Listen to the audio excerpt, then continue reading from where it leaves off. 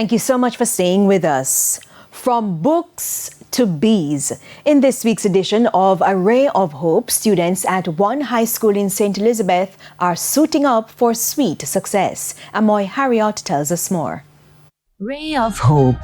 There's a buzz around campus at the Nain High School in St. Elizabeth. And it's not exams or the start of the summer holiday. It's a literal buzz from bees. The Kiwanis Club of Santa Cruz recently donated 5 sets of bees for bee rearing activities at the institution, a buzzworthy new adventure that many students are already swarming. It's a very lucrative business, and it's our first time having bees at Nain High School, and I believe that the students are very interested because when they just arrived, we could see that hunger and that practical knowledge that they want to expand on. And because we are a school where we're in a farming community, I believe that this will help to develop their skills. Of note, pollinator populations are declining globally, with significant losses documented in Europe and North America. Factors like habitat loss, pesticide use, and climate change are major contributors to this crisis. Nain Principal Stephen Sheriff says the institution is hoping to be the change one hive at a time.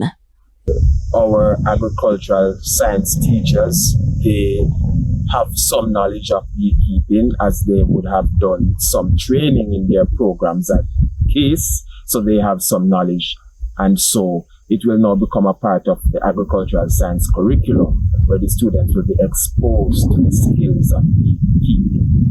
We expose them from as early as grade 7 to agricultural science, and some of them continue to grade 11, and they have done it at the CSEC level and have done very well. They're not trading textbooks for toolboxes. The students are simply learning that the future is buzzing with all sorts of possibilities. It pained my heart to see the youths on the road, and I know the Minister of Education said every child must learn and every child can learn. I know everyone does not have the academic skills, but they can have the beekeeping skills along with other skills. I'll be working with them. I will be registering them with the Bogle Agriculture Unit, which is the head office in Jamaica, and I'll be registering them with the RADA. I'll be introducing my field officer to them. He will come and conduct training, and I will assist them as time goes by so that they can have not just one April site, but an April site in which the school can benefit in a significant way. But this appeal.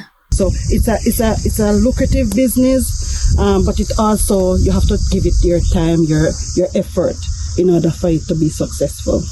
With your Ray of Hope, I'm Amoy Harriot. Ray of Hope.